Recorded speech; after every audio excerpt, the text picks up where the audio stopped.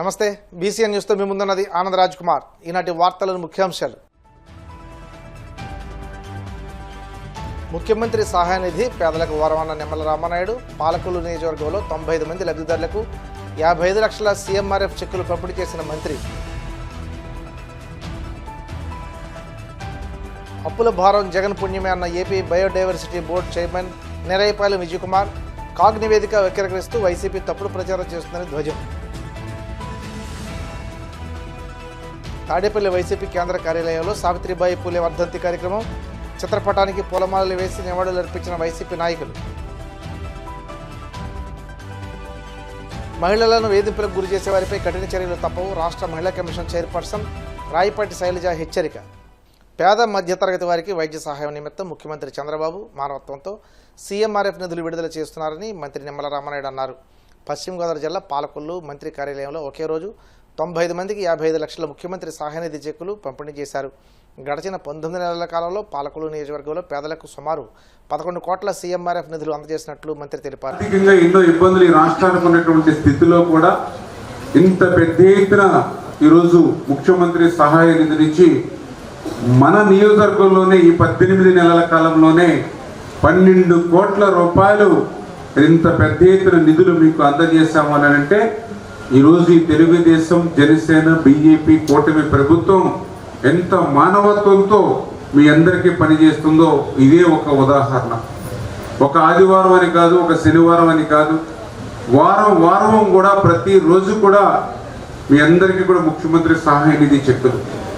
మీరు ఆసుపత్రుల్లో వైద్యం చేయించుకుని ఆ వైద్యం నిమిత్తం మీరు ఏదో అప్పులు తెచ్చుకుని అప్పులు కట్టడానికి వడ్డీలకి బయట నుంచి తెచ్చుకుని ఆరోగ్యం బాగుపడిన ఇంటికి వెళ్ళిన తర్వాత అప్పు ఎట్లా తీర్చుకోవాలనేటువంటి బెంగ మీకు ఉండకూడదనేటువంటి ఆలోచనతో, మీ ఆరోగ్యం ఇంకా బాగుండాలనేటువంటి ఆలోచనతో ఈరోజు గౌరవ ముఖ్యమంత్రి చంద్రబాబు నాయుడు గారు, గౌరవ ఉప ముఖ్యమంత్రి పవన్ కళ్యాణ్ గారు, గౌరవ ప్రధాని నరేంద్ర మోడీ గారు మీ ఆరోగ్యం పట్ల వాళ్ళు ఈరోజు ఇంత పెద్ద ఎత్తున సీఎంఆర్ఎఫ్ చెక్కులు సామాన్యమైన విషయం కాదు. 18-20 నెలల కాలంలో ఒక్క నియోజకవర్గంలో 12 కోట్ల రూపాయలు ఈవేళ మీ చేతికి అందుతున్నాయనంటే, ఎందుకు ఈ మాట చెప్తున్నానంటే 18 నెలల్లోనే ఈరోజు 12 కోట్ల రూపాయలు. గత 5 సంవత్సరాల వైసీపీ పాలనలో కనీసం చెప్పుకోవడానికి అంటే 6 నెలలకో 8 నెలలకో ఒకరికో ఇద్దరికో ఇచ్చి చేతులు దులుపుకునేటువంటి పరిస్థితి. 6 నెలలకో 8 నెలలకో ఒకరికి ఇస్తే ఈరోజు మనం వారానికి 60 మందికి 70 మందికి 90 మందికి ఇస్తాం. ఎంత తేడా చూడండి. 6 నెలలకి వారానికి తేడా చూడండి. 6 నెలలకి ఒకరికి ఇద్దరికి ఇస్తే మనం వారానికే 90, 80, 100 ఇస్తూ ఉన్నాం. అంటే ఈ రకంగా పనిచేసేటువంటి ప్రభుత్వం. గతంలో కూడా చెప్పారు చాలామంది, మరి ముఖ్యమంత్రి సహాయ నిధి కోసం చెక్కుల కోసం అప్లై చేశాం. ఆ రోజు మన పార్టీ అధికారంలో లేదని వైఎస్ఆర్సీపీ పార్టీ కార్యాలయం దగ్గరికి వెళ్ళి ఆ రోజు వైఎస్ఆర్సీపీ ఇన్ఛార్జీలకి పట్టుకెళ్ళి సీఎంఆర్ఎఫ్ చెక్ నిమిత్తం అప్లికేషన్లు ఇచ్చారు. కానీ అప్లికేషన్లు ఆ కార్యాలయంలోనే పడి ఉండేవి. మళ్ళీ ఆ ఇన్ఛార్జీలు ఈ నియోజకవర్గం వదిలిపెట్టి ఖాళీ చేస్తే ఆ యొక్క అప్లికేషన్లన్నీ కూడా తొట్టలుగా బయటికి మున్సిపాలిటీలకు, బోధుగొట్ల మీదకు, కాలువగొట్ల మీదకు, డస్ట్బిన్లకు పోయినాయి అప్లికేషన్లన్నీ కూడా. అంటే ఎక్కడ కూడా కనీసం శ్రద్ధ పెట్టాల.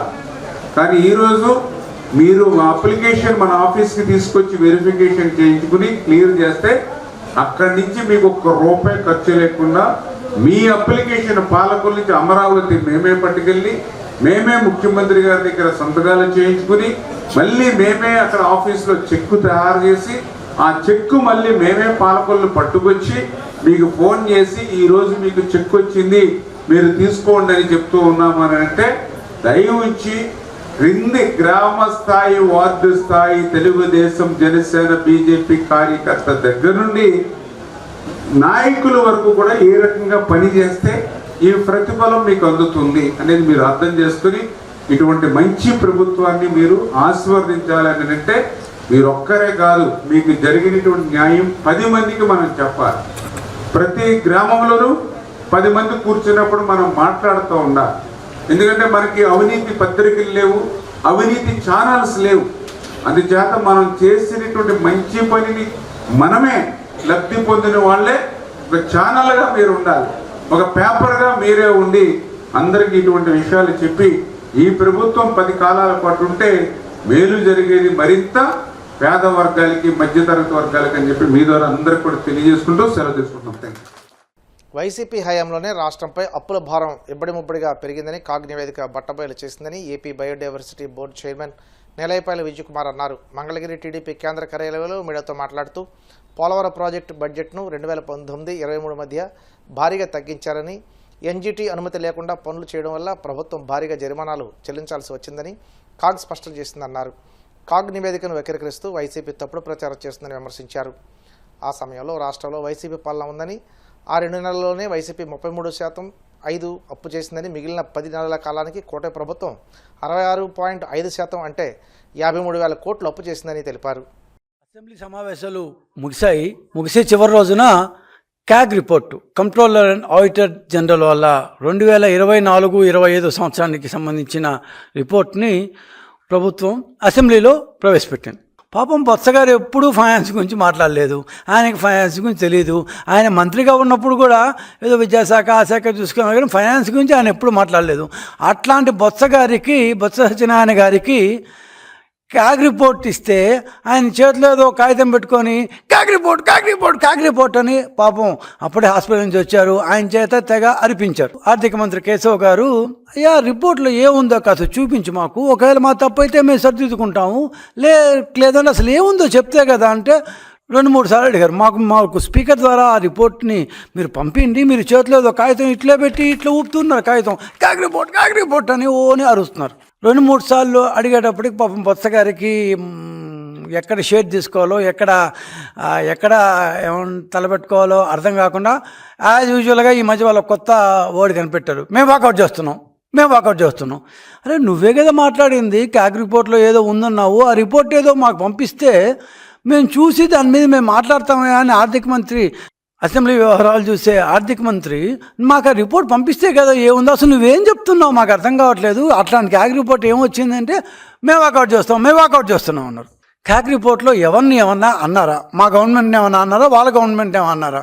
2024-25 సంవత్సరంలో ఏప్రిల్ మే మాసాల్లో అధికారంలో ఉండింది వైసీపీ ప్రభుత్వం, అంటే ఎలక్షన్ల ముందు. మేము వచ్చింది ఇందాక నేను చెప్పినట్టు జూన్ 12వ తేదీ ప్రమాణ స్వీకారం. అంటే ఈ 2 నెలల పాటు చేసిన అప్పులు బ్రహ్మాండంగా చేశారు. అప్పుడు ఏముందని అప్పు చేశారో అసలు అర్థం కాదు. ఆ 2 నెలల్లో అంటే అధికారం దాదాపు ఎలక్షన్ పూర్తి అయిపోయిన తర్వాత కూడా ఎలా అప్పులు చేస్తారు వీళ్ళు? ఎలక్షన్ 14th పూర్తి అయిపోతే ఆ తర్వాత కూడా అప్పులు చేశారు. ఎందుకు చేశారో, ఏం ఖర్చు పెట్టారో, ఆ 2 నెలల అప్పు వైసీపీ లెక్కలోకి వస్తుంది కదా. అంటే నువ్వు చాలా తెలివిగా 2024-25లో 2 నెలల పాటు తెగ అప్పులు చేసేసి 35% అప్పులు, సంవత్సరానికి 100% అనుకుంటే 35% అప్పులు 2 నెలల్లో చేస్తున్నావు. అవి కూడా మా మీద దోసేస్తారా? అన్యాయం కదా, తప్పు కదా. ఫైనాన్షియల్ మిస్డిమినర్ అంటారు. అంటే నువ్వు ప్రజలకి క్యాగ్ రిపోర్టు కూడా ఇంటర్నెట్లో పోయి కనీసం చూడలేంత వెరిబాగులో జగన్మోహన్ రెడ్డి గారు మీ యొక్క దృష్టిలో మామూలు ప్రజలు. కాగ్ నివేదిక 2024-25 మొత్తం ఆర్థిక సంవత్సరాన్ని కవర్ చేస్తుంది. ఏ పార్టీ అధికారంలో ఉన్నా ఆ మొత్తం ఆర్థిక సంవత్సరానికి ఇచ్చింది. అప్పుల సంఖ్యలో 2024 ఏప్రిల్ మేలో వైసీపీ గవర్నమెంట్ చేసిన అప్పులు కూడా ఉంటాయి. సో ఏప్రిల్ మే నెలలో వైసీపీ ప్రభుత్వం అధికారంలో ఉంది కాబట్టి 2024లో జూన్ నెలలో మేము వచ్చాం కాబట్టి జగన్మోహన్ రెడ్డి గారు ఇక నుంచి కనీసం మీరు అప్పుల గురించి మాట్లాడేప్పుడు మీ అధికారంలో ఉన్న నెలల్లో అప్పులు తీసేసి మాట్లాడండి. ఏముంది 2 నెలలే కదా ఏముంటాయి అని అనుకోవచ్చు, కానీ మహానుభావుడు పోతూ మొత్తం అన్ని అప్పులు చేసిపోయాడు. మొత్తం 81,071 కోట్లు అప్పుల్లో కేవలం 2 నెలల్లోనే ఏప్రిల్ మే నెలలో వైసీపీ అధికారం ఉన్నప్పుడు దాదాపు 27,205 కోట్ల అప్పులు చేశారు 2 నెలల్లో. మొత్తం 81,000 క్రోడ్స్ అయితే దాంట్లో 2 నెలల్లోనే పోతూ 27,205 కోట్ల రూపాయలు అప్పులు చేశాడు. ఏం చేసావయ్యా బాబు? సో క్యాగ్ నివేదిక ఏదైతే చెప్పిందో క్యాగ్ ప్రకారం టెక్నికల్గా వాళ్ళు కరెక్ట్ అయినా కూడా ప్రజలు తెలుసుకోవాల్సింది ఏంటంటే మేము 81,000 కోట్ల రూపాయలు 2024-25లో చేయలేదు. అది వైసీపీతో కలిసి చెప్పిన అప్పు. మేం చేసింది కేవలం 53,000 కోట్ల రూపాయలు మాత్రమే. ప్రత్యేక పాఠశాలను స్థాపించి దాడులు అవమానాలకు సహితం లెక్క చేయకుండా మహిళాభ్యుదయం కోసం పోరాడిన సావిత్రిబాయి పూలే జీవితం అందరికీ ఆదర్శమని వైసీపీ నాయకులు అన్నారు. తాడేపల్లి పార్టీ కేంద్ర కార్యాలయంలో సావిత్రిబాయి పూలే వర్ధంతి కార్యక్రమాన్ని ఘనంగా నిర్వహించారు. ఆమె చిత్రపటానికి పూలమాలలు వేసి నివాళులర్పించారు. అనంతరం ఆమె దేశానికి చేసిన సేవలను స్మరించుకున్నారు. ఈ సందర్భంగా వారు మాట్లాడుతూ సావిత్రిబాయి పూలే స్ఫూర్తితోనే మాజీ సీఎం జగన్ కూడా తన 5 ఏళ్ల పాలనలో విద్యా సంక్షేమ రంగాల్లో ఎన్నో సంస్కరణలు తీసుకొచ్చి మహిళాభ్యున్నతికి పెద్దపీట వేశారని గుర్తు చేశారు. చిన్న వయసు నుంచి కూడా ఈ సమాజంలో ఉన్నటువంటి రుగ్మతల్ని, కుల వివక్షతని, బాలికలే విద్యని, ఇలాంటి సామాజిక అంశాల పట్ల ప్రత్యేకమైనటువంటి శ్రద్ధ తీసుకుని సమాజంలో మార్పులకి ఆనాడే కేంద్ర బిందువుగా మారినటువంటి పరిస్థితి మనందరికీ కూడా తెలిసినటువంటిది. అలాగే మహిళల్లో ఉన్నటువంటి ఆచారాలు కానీ, ఆచార వ్యవహారాలు కానీ, వారన్నిటిని కూడా సమూలమైనటువంటి మార్పులు తీసుకొచ్చి వివాహిత భర్త మరణించిన తర్వాత వివాహం చేసుకోకూడదు అని ఉండేటటువంటి దాన్ని మార్చి మళ్ళీ పెళ్లి చేయడం, అలాగే మహిళల యొక్క హక్కుల కోసం, మహిళల యొక్క సాధికారత కోసం పోరాటం చేసి మార్పులు తీసినటువంటి ఏకైక మహిళ సావిత్రిబాయి పూలే గారు. ఆ రోజుల్లో అంటే 1840-50 ప్రాంతాల్లో ఆడపిల్లల్ని స్కూల్కి పంపించడం కానీ, చదువు చెప్పించడం కానీ ఎవరు కూడా దాన్ని ప్రోత్సహించేవాళ్ళు కాదు. ఎవరికైనా అలాంటి ఆలోచనలు ఉన్నా కూడా దాన్ని ఆపేవారు. ఎక్కడ కూడా స్కూల్కి వెళ్ళే పరిస్థితులు కూడా ఉండేటివి కాదు. అలాంటి పరిస్థితుల్లో సావిత్రిబాయి పూలే గారు ఏకంగా స్కూల్నే ప్రారంభించారు. కేవలం ఆడపిల్లలకు మాత్రమే మొట్టమొదటి స్కూల్ని ప్రారంభించినటువంటి ఘనత సావిత్రిబాయి పూలే గారిది. అలా సావిత్రిబాయి పూలే గారు స్కూల్ని ప్రారంభించి ఈరోజు అందరూ కూడా జాతంతా కూడా మొట్టమొదటి మహిళా టీచర్గా సావిత్రిబాయి పూలే గారిని ఆరాధిస్తూ ఉన్నారంటే ఆ రోజుల్లో ఆమె చేసినటువంటి విద్యార్థుల కోసం కానీ, మహిళల కోసం కానీ చేసినటువంటి పోరాటాలు ఈ రోజుకి కూడా ఎవరూ మర్చిపోలేకపోతూ ఉన్నారు. మహిళలందరికీ కూడా చదువు ద్వారానే విముక్తి వస్తుంది, చదువు ద్వారానే అభివృద్ధి చెందుతారని చెప్పిన ఒక మంచి లక్ష్యంతో ముందుకు వెళ్ళి ఈ భారతదేశంలోనే మొట్టమొదటి మహిళా ఉపాధ్యాయురాలుగా వారి యొక్క జీవితాన్ని ప్రారంభిస్తూ ఎంతోమంది మహిళలకు కావచ్చు, బడుగు బలహీన వర్గాలందరికీ కూడా ఒక మార్గదర్శకురాలాగా ఈరోజు ఇంతమంది మహిళల్లో చైతన్యం వచ్చిందన్నా కానీ, వారు ఇంత చదువులో ముందుకు వెళ్తున్నా కానీ వారందరికీ కూడా ఆదర్శంగా ఉండేది సావిత్రిబాయి పూలే గారు.